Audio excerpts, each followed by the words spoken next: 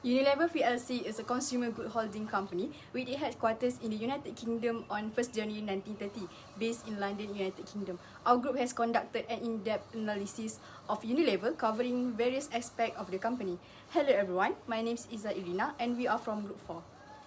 A merger between a margarine producer and a soap maker led to the unexpected success of Unilever, a multinational consumer goods company that produces food, beverage, cleaning agents, and personal care products. Since its inception in 1929, Unilever has grown into a leader in the FMCG industry with around 400 brands. Unilever's largest product segment is personal care, followed by nutrition and beauty and well-being. In 2023, the personal care segment alone generated approximately 13.8 billion euros in revenue, underscoring its significance within the company's portfolio. Although Unilever is headquartered in the United Kingdom, the majority of its revenue is derived from international markets, particularly from the United States. Dove stands out as one of the most valuable brands worldwide. Known for its commitment to real beauty and confidence, Dove has resonated with consumers globally. In the laundry category, Unilever offers brands such as OMO, also known as a Persil in some regions, Surf, and Comfort. In addition to laundry products, Unilever's home care segment includes a variety of household cleaning products. The Shift brand offers a range of cleaning solutions designed to tackle tough dirt and grime in kitchens, bathrooms, and other surfaces. Unilever's ice cream products stand out as some of the most beloved and recognizable worldwide, offering a diverse array of brands and flavors tailored to meet a wide range of tastes and preferences. From indulgence options like Ben and Jerry's with its creative mix-ins to Magnum's luxurious ice cream bars coated in thick Belgian chocolate and the iconic Cornetto cones filled with delicious ice cream and topped with nuts or chocolate, each brand brings something unique to the table. Unilever is recognized for its commitment to sustainability across its operations, and the Sustainable Living Plan Drive initiative focuses on reducing environmental impact, sourcing sustainably, and enhancing livelihoods, aligning with consumer preference for eco-friendly products. Unilever established its initial sustainability goals in 2010 and has consistently expanded upon them since. In its latest commitments unveiled in November, the global corporations aim to cut food waste across its entire supply chain from production facilities to store shelf by 50% before 2025. Beyond its operational focus, Unilever integrates sustainability into consumer engagement strategies. For instance, the Hellmann's brands launched a compelling marketing campaign urging consumers to make taste, not waste, and the campaign continues with receipts and educational content aimed at empowering consumers to reduce food waste in their household. Unilever's corporate social responsibility (CSR) strategy serves as a cornerstone of its consumer goods business, significantly bolstering its brand strength and industry positions.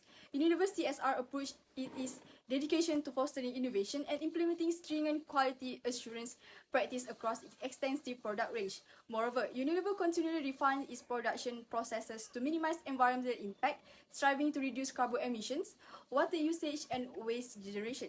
For example, initiatives like sustainable sourcing of raw materials, promoting fair labor practice throughout its supply chains, and investing in community development programs underscore Unilever's broader commitment to ethical business conduct and societal well-being.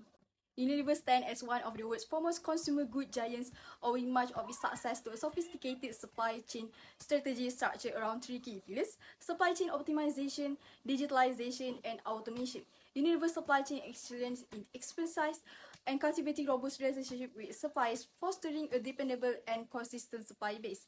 In tandem with its supply chain strategy, Unilever prioritizes sustainability initiatives aimed at minimizing waste and reducing environmental impact. Unilever implement comprehensive environmental stewardship programs, including sustainable forestry practice and the incorporation of recycled materials into its products packaging. A plan to increase the product or service exposure and distribution in a new market is known as a market entry strategy. The key exporting methods that Unilever implements involve direct exporting and indirect exporting. Through direct exporting, Unilever may take more control over its marketing mix, brand image, and customer connections by selling directly in overseas markets instead of through domestic middlemen. Unilever also partners with local distributors and manages local sales and distribution. Establishing branch offices or subsidiaries in foreign markets is another key element enabling Unilever to manage all aspects of operations. Furthermore, Unilever uses its own websites or third-party online marketplaces to sell directly to consumers. To implement a direct exporting strategy successfully, successfully, Unilever first conducted thorough market research, then adapt its product to suit local preferences and regulatory requirements. They also recruit local sales representatives to provide valuable insights into consumer behavior. An example of Unilever's successful direct exporting is its expansion into China. Not only Unilever did all the strategies mentioned, they also adapted its product lines to cater Chinese tastes.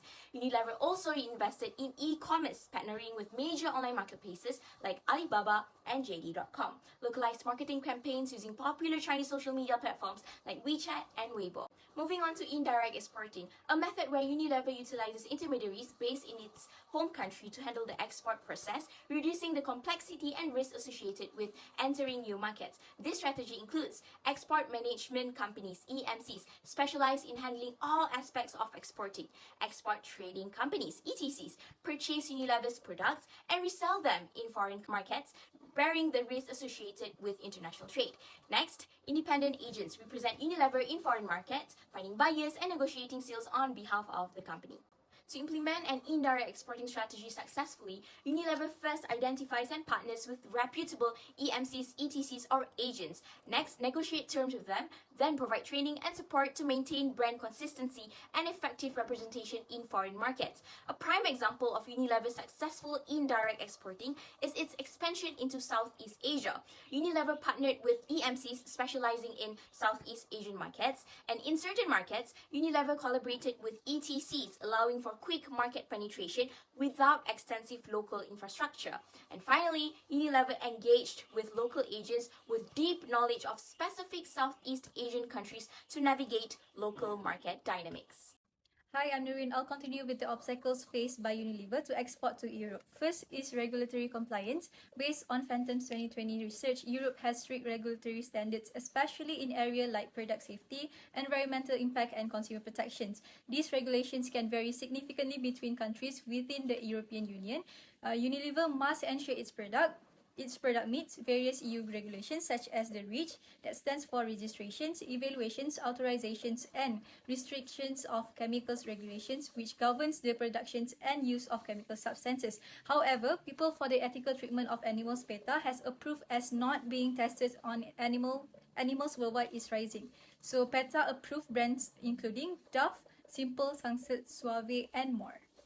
Next point is market competition. The European market is highly competitive. Competing with well-established European brands requires Unilever to invest heavily in marketing, product development, and customer engagement strategies. Since 2010, more than 2 years before the EU final ban on ingredient testing came into effect, the company has not tested nor hired third parties to test any of the ingredients in its products. So PETA recognized the brand in October 2023. Since then, Dove has collaborated with animal protection organizations to fight for European customers' rights to purchase cruelty-free cosmetics. Third point is supply chain complexities. Each European country has its unique logistic framework, where Unilever has a robust and adaptable supply chain strategy to ensure smooth operations, which lead to increased costs in transportations and increased delays in customs inspections and local infrastructure. For example, COVID-19 pandemic, increasing local production capacities to reduce reliance on cross-border shipments.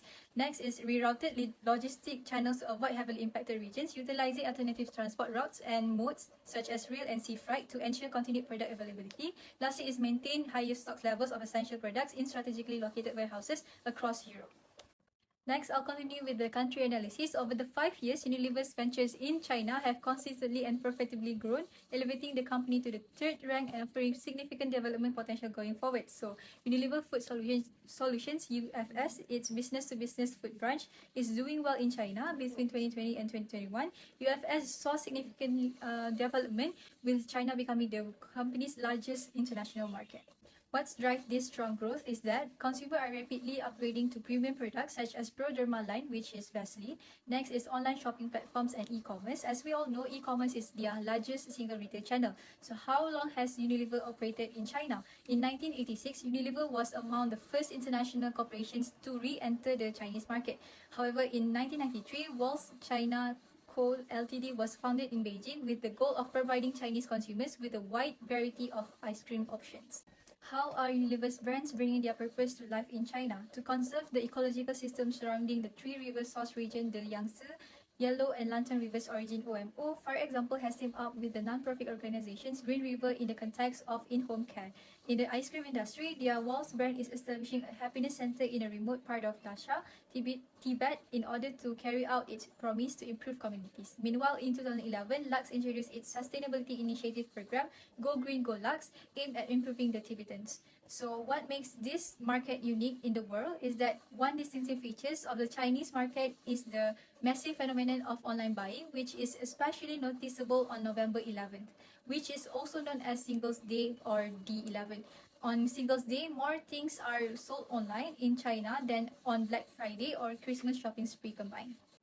For the customer analysis for Unilever involves identifying and understanding the characteristics, behaviors, and the needs of target customer. For the first demographic segmentation, it based on the age group that offer 80 to 35 skincare, hair care, and grooming products such as Vaseline, Shea Moisture, and Simple. And for the income segmentation, they offer premium skincare brands such as Dove and Dermalogica. And for the psychographic segmentation, it based on the environmental awareness, offer sustainable living brand such as Libor, and customer loyalty that emphasis on the product quality, consistency, along with the reward program. And lastly, cultural value, that value product that reflect their cultural identity and preferences. Lastly, lifestyle that produce great and good products such as Snow and Lipton. And lastly, geographic segmentation that tailor product and marketing strategy to connect with them on the cultural and emotional level. And lastly, offering a range of products that are accessible to a broad spectrum of consumers. So now proceed to challenges. The first challenges is in the regulatory environment where EU has a strict law. EU mandates strict limits on the emission, waste management, and the use of chemicals in product. While in China, it has a complex and constantly evolving laws to operate. So next to market maturity. In the Europe, Unilever operates in mature and highly competitive market that proved by sustainable living brands like Dove. While in China, the rapidly evolving market demands agility and quick adaptation to the new trends and consumer preferences. For example, Unilever localized its product by rename Cornetto as a Ke Aido. Hi, my name is Muhammad Hafizuddin Kazim Mamasuki. My metric number is 28912. Now I will address a significant controversy faced by Unilever Magnum brand in China. In the summer of 2021, Magnum faced backlash in China over allegation of using lower quality ingredients compared to those sold in Europe. Specifically, Magnum used milk powder in its Chinese ice cream while using concentrate milk in European ones. This was attributed to supply chain issue as stated by Zhang Ziwen, Unilever Global Vice President. There are public reactions, which is the disclosure sparked outrage on Weibo with over 450 million people discussing it under the hashtag Magnum Double Standard. Next is I will explain why China is ideal target market. The first point is remarkable growth. China middle class is growing fast with over 550 million expected by 2035. This means more disposable income and demand for quality goods and perfect for Unilever. The second point is sustainability and innovation. Unilever sustainability and innovation align with Chinese consumer priorities, meeting their demand for quality and eco-friendly products. The third point is growth opportunity. China advanced digital landscape offer great growth opportunity. Localizing our product and strategy keep us ahead of competitors.